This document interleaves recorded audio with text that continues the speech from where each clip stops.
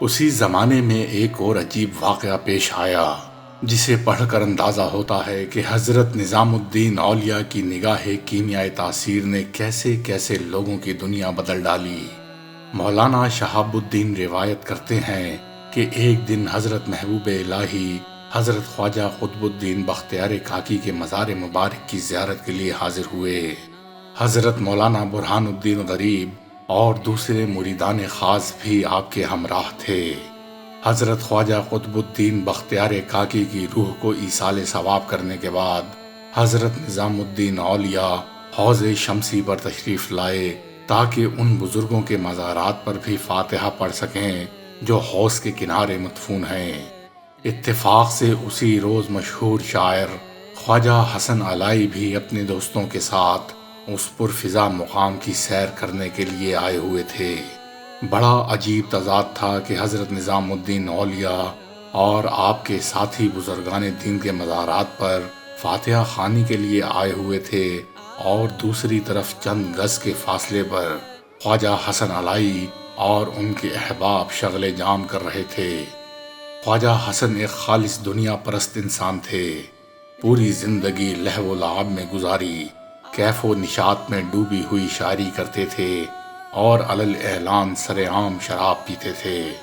خواجہ حسن کو اس بات کا بھی احساس نہیں تھا کہ جہاں بیٹھ کر وہ اور ان کے دوست بادہ و ساغر سے دل بہلاتے تھے، اس مقام سے کچھ فاصلے پر حضرت قطب الدین بختیاری کاکی جیسے بزرگ محو خواب تھے۔ دراصل حوض شمسی پوری دہلی میں سب سے زیادہ پرفضا جگہ تھی۔ یہاں دہلی کے اکثر باشندے سیر و تفریح کے لیے آیا کرتے تھے، مگر خواجہ حسن علائی کا انداز سب سے جداگانہ تھا۔ پہلے مجلس شعر و سخن آراستہ ہوتی، پھر لذیذ کھانوں کے ساتھ شراب کا دور چلتا، اور جب خواجہ حسن علائی اور ان کے ساتھی بدمست ہو جاتے تو جھومتے ہوئے اپنے اپنے گھروں کو چلے جاتے یا پھر رات بھر وہیں پڑے رہتے۔ شراب و شعر کی ہنگامہ آرائیاں برسوں سے جاری تھیں۔ اس روز جب حضرت نظام الدین اولیاء فاتحہ خوانی کے بعد واپس تشریف لائے تو اس دوران خواجہ حسن علائی کی محفل شعر و ادب سجائی جا چکی تھی۔ خواجہ حسن بادہ و ناب کے گھونٹ لے رہے تھے اور جھوم جھوم کر شعر پڑھ رہے تھے۔ کئی بار ایسی صورتحال پیش آئی، مگر حضرت محبوب الہی ہر مرتبہ ان بادہ نوشوں کو دیکھے بغیر تیزی سے گزر جاتے۔ اس دن واپسی میں حضرت نظام الدین اولیاء خلاف معمول کچھ فاصلے پر ٹھہر گئے اور خواجہ حسن علائی کو غور سے دیکھنے لگے۔ اس وقت خواجہ حسن علائی کی پشت حضرت نظام الدین اولیاء کی طرف تھی، مگر دوستوں نے دیکھ لیا کہ حضرت محبوب الہی ان لوگوں کی طرف متوجہ ہیں۔ حسن خاموش ہو جاؤ، شیخ نظام الدین اولیاء پیچھے کھڑے ہیں۔ خواجہ حسن علائی لہرا لہرا کر شعر پڑھ رہے تھے۔ دوستوں کے متوجہ کرنے پر مڑے اور خمار آلود آنکھوں سے حضرت محبوب الہی کی طرف دیکھنے لگے۔ یہ وہی خواجہ حسن علائی تھے جن سے بدایوں میں حضرت نظام الدین اولیاء کی ملاقاتیں رہتی تھیں۔ آج تقریباً 50 سال بعد آمنا سامنا ہوا تو عجیب صورتحال تھی۔ حضرت نظام الدین اولیاء محبوب الہی ہو چکے تھے اور خواجہ حسن علائی کی بے راہ روی کا یہ عالم تھا کہ ان کے دل سے صوفیاء کرام کا احترام تک رخصت ہو چکا تھا۔ حضرت نظام الدین اولیاء اپنے بچپن کے ساتھی کو فسق و فجور میں مبتلا دیکھ کر بہت رنجیدہ ہوئے، مگر آپ نے سکوت اختیار کیا اور زبان مبارک سے کچھ نہیں فرمایا۔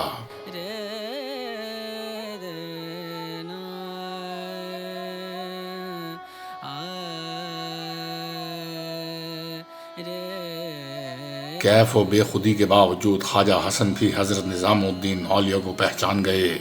نظریں چار ہوتے ہی خواجہ حسن نے پوچھا، مولانا کیسے ہو؟ خواجہ حسن کے لہجے سے تضحیک کا رنگ نمایاں تھا۔ بچپن کے ساتھی کی اس طنز آمیز گفتگو پر حضرت نظام الدین اولیاء نے تبسم فرمایا، میں تو با فضل خدا ٹھیک ہوں، مگر تمہارا کیا حال ہے حسن؟ میرا حال کیا پوچھتے ہو مولانا؟ خواجہ حسن کے استہزائی انداز میں کچھ اور شدت آ گئی۔ میں تم سے بہتر حال میں ہوں، یہ کہہ کر خواجہ حسن علائی نے ازراہ تمسخر بلند آواز میں 2 شعر پڑھے۔ کئی سال ہم ایک دوسرے کی صحبت میں رہے، مشہور ہے کہ صحبت اپنا اثر رکھتی ہے، مگر وہ اثر کہاں ہے؟ تیری پرہیزگاری میرے دل میں پیدا ہونے والے جذبہ گناہ کو کم نہ کر سکی، اس لیے میری معصیت تیرے زہد و تقوی سے بہتر ہے۔ شعر سن کر حضرت نظام الدین اولیاء قریب آئے اور نہایت پر جلال لہجے میں خواجہ حسن علائی کو مخاطب کرتے ہوئے فرمایا، حسن میری طرف دیکھو، صحبت میں بہت اثر ہے، تمہارے اندازے سے کہیں زیادہ۔ جیسے ہی حضرت محبوب الہی کی زبان مبارک سے یہ الفاظ ادا ہوئے، خواجہ حسن علائی نے ایک زوردار چیخ ماری اور اپنی دستار اتار کر زمین پر پھینک دی اور پھر دیوانہ وار آگے بڑھے۔ بے شک ایک مرد خدا کی صحبت میں بہت اثر ہوتا ہے۔ خواجہ حسن علائی گریہ وزاری کرتے ہوئے حضرت محبوب الہی کی روحانی قوت کا اعتراف کر رہے تھے۔ آج اس مرد باصفا نے میری دنیا ہی بدل ڈالی۔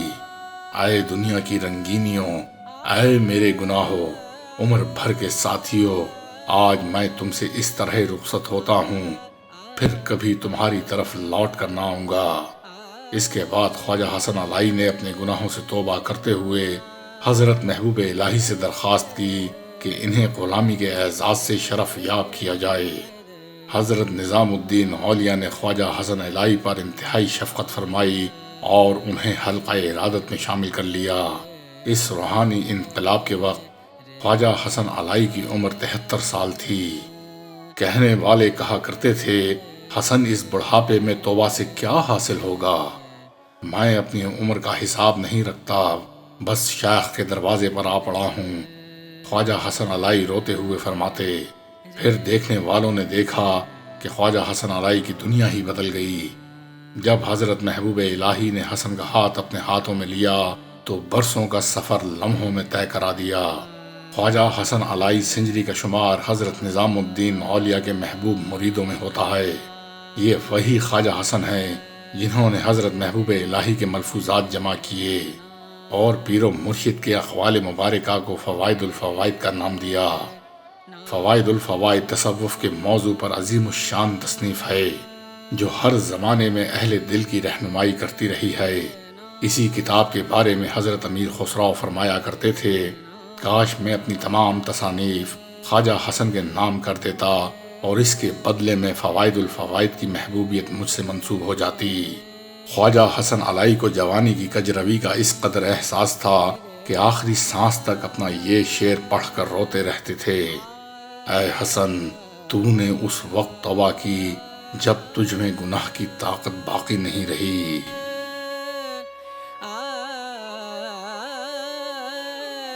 رے نا